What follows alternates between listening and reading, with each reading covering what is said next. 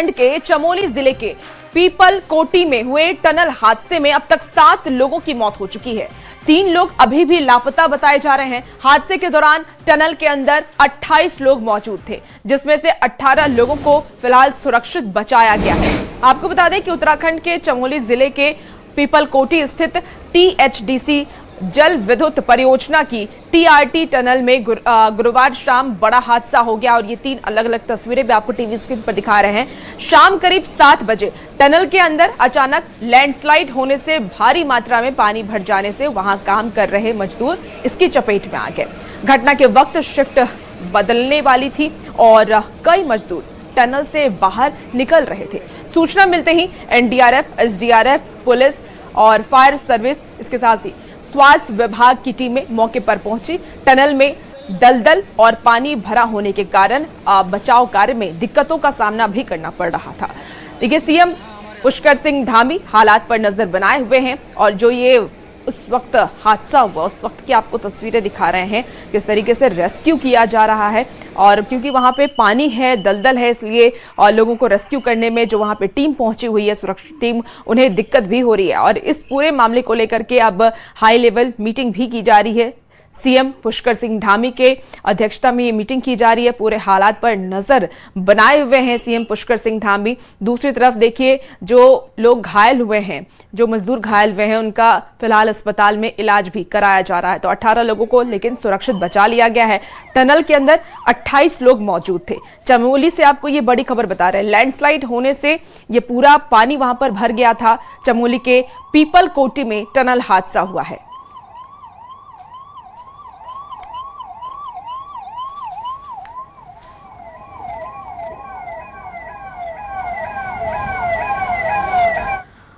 और चलिए खबरों में आगे बढ़ते हैं।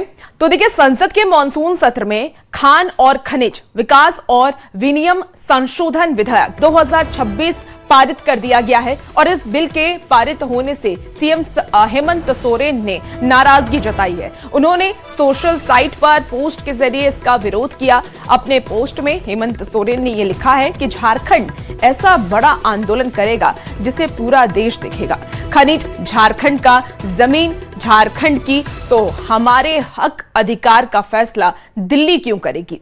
और इसे काला बिल बताते हुए हेमंत सोरेन ने झारखंड के साथ अन्याय बताया और साफ ये किया है कि झारखंड ये सौतेला व्यवहार नहीं सहेगा। उन्होंने झारखंड में सरकारी योजनाओं के बंद होने की आशंका जताई और काला बिल पास नहीं लेने पर बड़े आंदोलन का अल्टीमेटम भी दे दिया।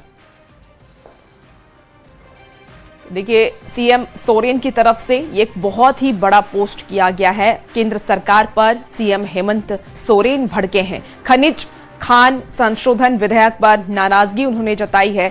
झारखंड की अनदेखी का उन्होंने आरोप भी लगाया। केंद्र के खिलाफ आंदोलन का अल्टीमेटम CM सोरेन की तरफ से अब दे दिया गया है।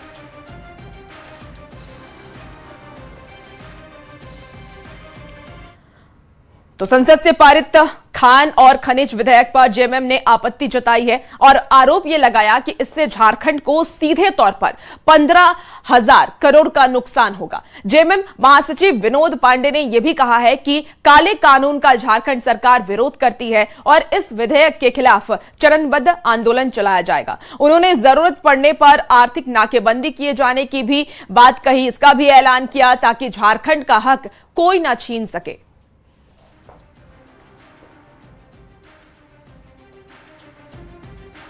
देखिए, CM सोरेन की तरफ से जो बिल आए हैं, इस बिल को लेकर के अब अलग अलग तरीके की बात सामने आ रही है। झारखंड को सीधे तौर पर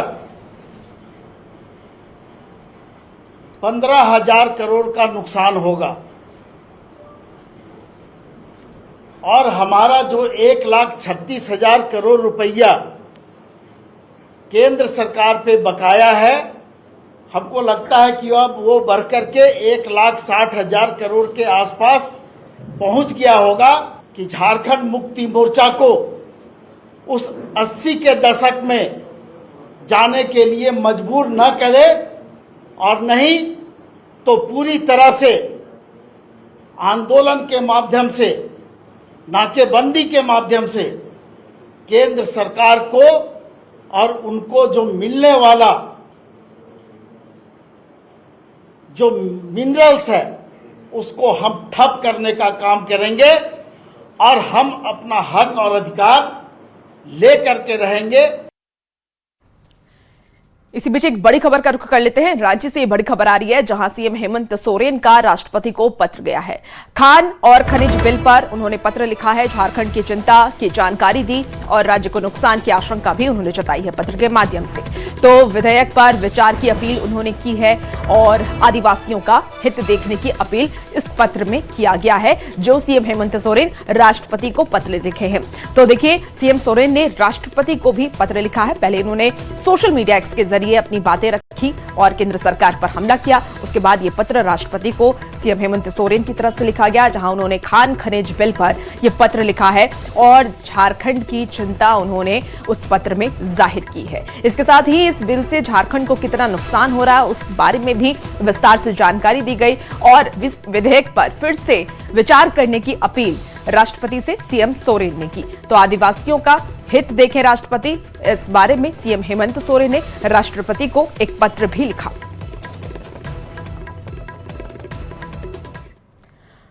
तो विभाजन विभीषिका स्मृति दिवस पर पीएम मोदी ने पोस्ट किया है। पीएम मोदी ने लिखा कि विभाजन से प्रभावित लोगों के साहस को नमन करते हैं। विभाजन में कई परिवार उजड़ गए, लोगों ने अपनों को खोया और भारी दुख सहा। विभाजन पीड़ितों की जीवन यात्रा साहस की मिसाल है। भाईचारा बनाए रखने के संकल्प को मजबूत करें, विकसित भारत बनाने की दिशा में हम काम करें।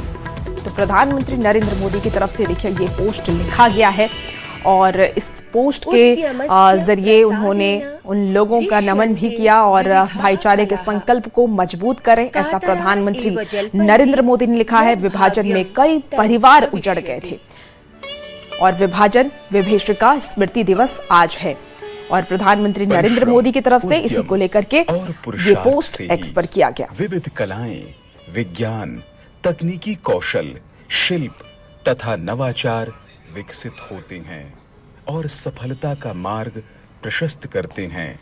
इसलिए देखिए, कल स्वतंत्रता दिवस है। अब ऐसे में तैयारियां स्वतंत्रता दिवस को लेकर के तेज कर दी गई हैं। मुंगेर में स्वतंत्रता दिवस से एक दिन पहले आज देशभक्ति का रंग देखने को मिलेगा। देखिए, बिहार के मुख्यमंत्री सम्राट चौधरी अपने गृह जिला मुंगेर के तारापुर विधानसभा क्षेत्र के खड़गपुर पहुंचेंगे, जहां वो तिरंगा यात्रा में शामिल होंगे। मुख्यमंत्री के कार्यक्रम को लेकर के जिला प्रशासन ने तैयारियां पूरी कर ली हैं। सुरक्षा व्यवस्था को लेकर के भी पुख्ते इंतजाम किए गए हैं। आज मुख्यमंत्री हवेली खड़गपुर आएंगे और यहाँ से निकलने वाले तिरंगा यात्रा के साथ वो भी शामिल होंगे। उनकी अगुवाई में ही तिरंगा यात्रा निकाली जाएगी। आप देख सकते हैं जो स्कूली बच्चे हैं उनके इंतजार में आज सुबह से ही लगे हुए हैं कि वो कब आएंगे। हालांकि उनका आने का जो समय है वो 9 बजे है। हम इन बच्चों से ही जानेंगे कि कौन आने वाले हैं, आज क्या है, कौन आने वाले हैं। बिहार के मुख्यमंत्री माननीय सम्राट चौधरी जी। कैसा लगेगा? बहुत अच्छा लगेगा। मुलाकात पहले हुआ है कभी? नहीं है? नहीं। आज साथ में चलेगी आप लोग तो कैसा लगेगा? अच्छा लगेगा। है? तो कैसा लगेगा आज? बहुत अच्छा लगेगा। आज क्या प्रोग्राम क्या क्या है? तिरंगा में आने वाले हैं। तिरंगा यात्रा में आने वाले हैं। आज बहुत अच्छे लग रहे हैं। सम्राट चौधरी आ रहे हैं, हम लोग उनके साथ घूमेंगे तिरंगा यात्रा के लिए। अच्छा, मालूम है कि आजादी कब मिली थी? अरे किसको मालूम है कि आजादी कब मिली थी? 15 अगस्त 1947। 15 अगस्त 1947 में। अच्छा, किनकी भूमिका थी इसमें? भगत सिंह की थी, महात्मा गांधी की थी, सुभाष चंद्र बोस की थी, डॉक्टर भीमराव अम्बेडकर की थी, रानी लक्ष्मीबाई की थी, सबकी थी ना? Yes sir.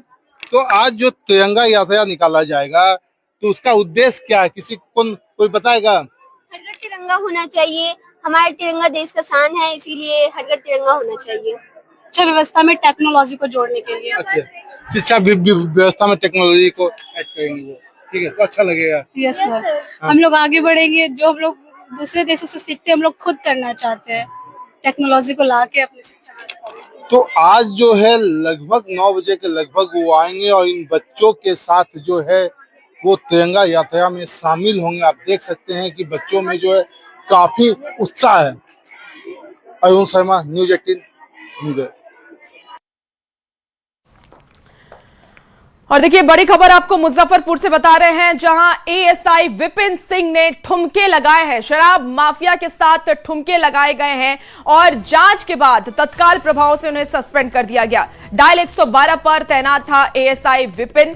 औराई थाना का एएसआई है विपिन सिंह। शराब माफिया से सांठगांठ का आरोप भी उनके ऊपर है। माफिया दिलचंद्र राय के साथ रील्स उन्होंने बनाया। ये तस्वीर आपको दिखा रहे हैं, ये देखिए सांठगांठ शराब माफिया के साथ एएसआई का था और उनके साथ ये ठुमके लगा रहे हैं और इसको लेकर के रील्स भी बनाया गया है और ये रील्स अब सोशल मीडिया पर तेजी से वायरल हो रहा है। हालांकि आपको बता दें कि इस पर तुरंत जांच की गई और तत्काल प्रभाव से एएसआई को सस्पेंड कर दिया गया है।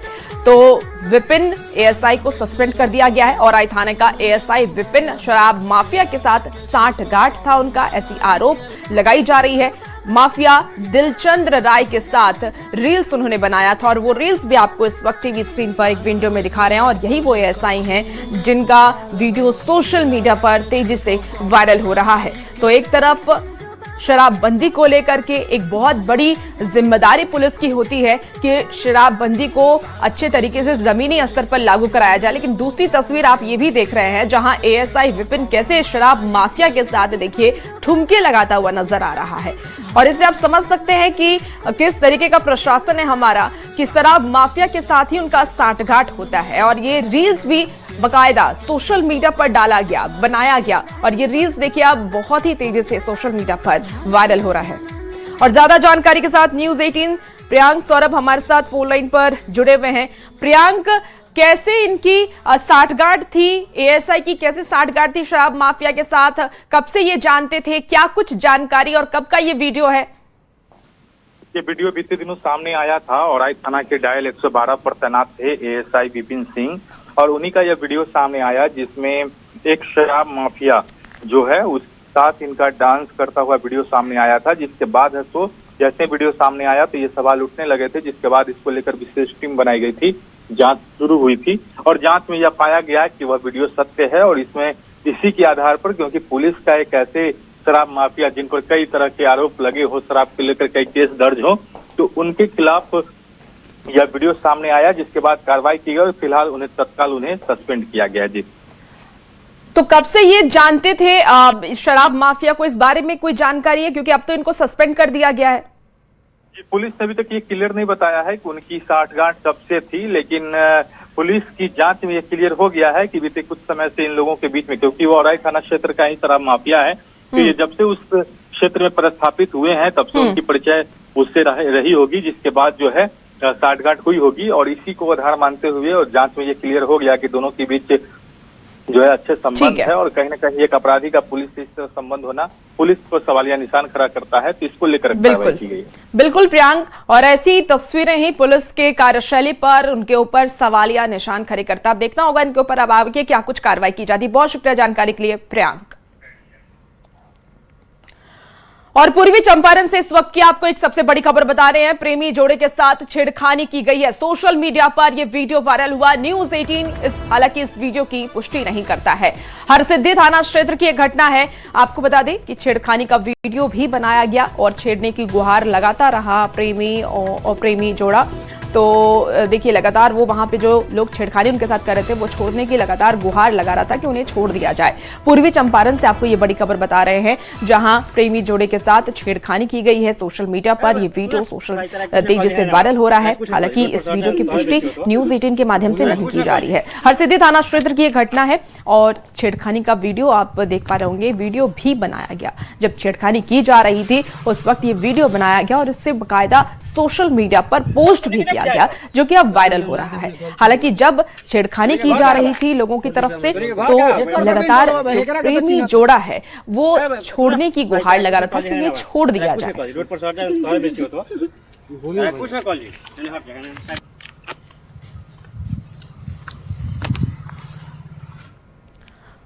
और चलिए खबरों में अब आगे बढ़ते हुए शेखपुरा से आपको खबर बताते हैं। शेखपुरा में पहाड़ पर चढ़कर के रील्स बनाना एक युवक की जान पर भारी पड़ गया।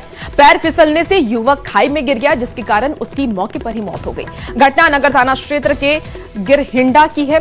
रजत कुमार अपने 4 दोस्तों के साथ रील बनाने के लिए पहाड़ पर चढ़ गया था और इसी दौरान रजत का पैर फिसल गया, जिससे कि वो सीधे खाई में जा गिरा और उसकी वहीं पर मौके पर ही दर्दनाक मौत हो गई। घटना के बाद परिवार में कोहराम मचा हुआ है। क्या करने के लिए गए थे? तो वो गया था फोटो खींचने के लिए, वीडियो बनाने के लिए। अच्छा। हाँ, तो पैर स्लिप कर गया तो नीचे गिर गया। नीचे गिर गया। कितने लड़के साथ में गए थे? 4 लोग थे। तो आप भी साथ में थे? हाँ, वो उसको मिला 4 लोग थे, हम लोग थे 3 लोग। वीडियो शूट करने के लिए? हाँ, फोटो बनाने के लिए, वीडियो बनाने के लिए। भोजपुर के बिलौटी गांव में 17 जून को चली गोलियों की गूंज करीब 2 महीने के बाद भी नहीं थमी।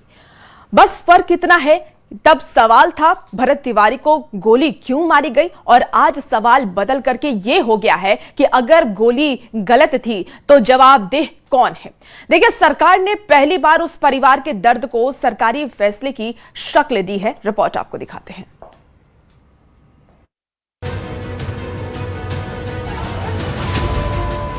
किसी फिल्म का डायलॉग है कि अपराध की दुनिया में जब कोई नाम गूंजता है तो उसके पीछे सिर्फ जुर्म की कहानियां नहीं होती, कुछ घरों के चिराग बुझने की एक पूरी दास्तान होती है। भोजपुर की सरजमी पर एक ऐसा ही नाम था, भरत तिवारी। एक ऐसा नाम जो विवादों के साए में इस कदर घिरा कि उसकी जिंदगी का अंत गोलियों की तड़तड़ाहट यानी पुलिस एनकाउंटर में हुआ। वो एनकाउंटर जिसने बिहार की सियासत में भूचाल ला दिया। महकमे से लेकर चौपाल तक सिर्फ एक ही सवाल छोड़ गया, क्या कानून के हाथ वाकई इतने लंबे हैं कि वो इंसाफ की धज्जियां उड़ा दें?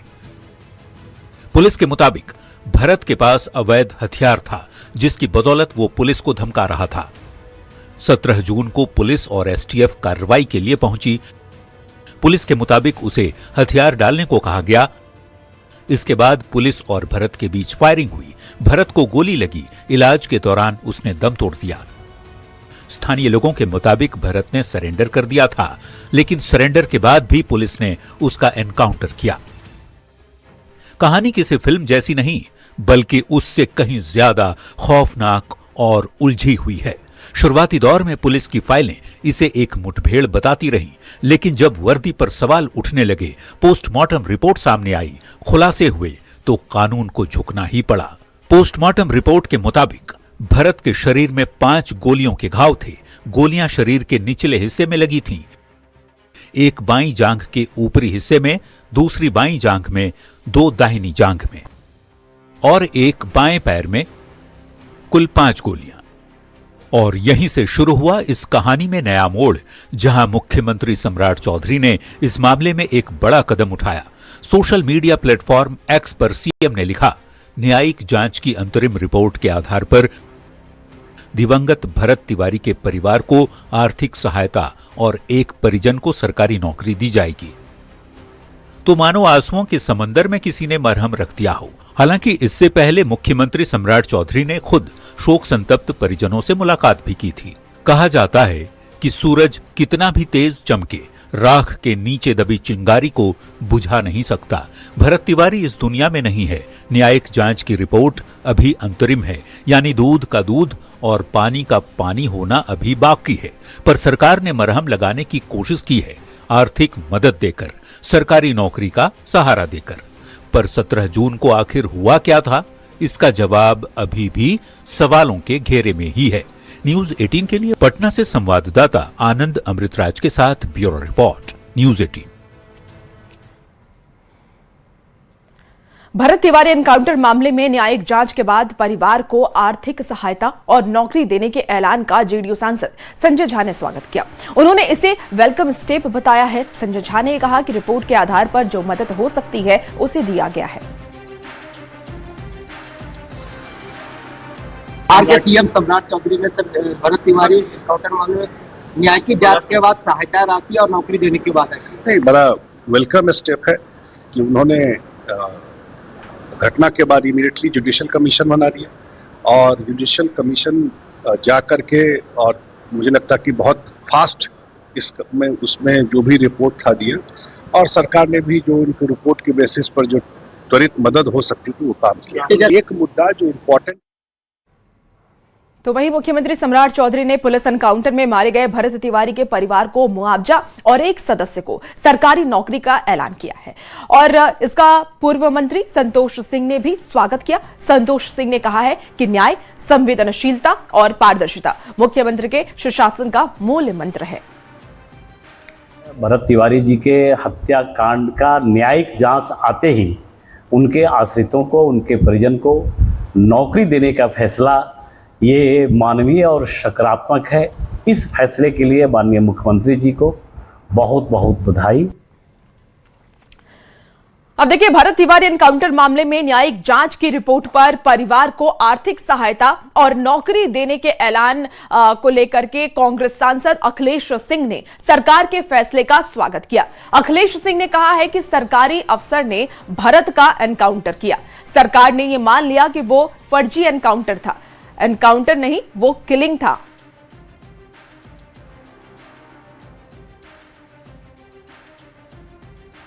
तो देखिए, ये तो अच्छा है, इसका तो स्वागत किया जाना चाहिए।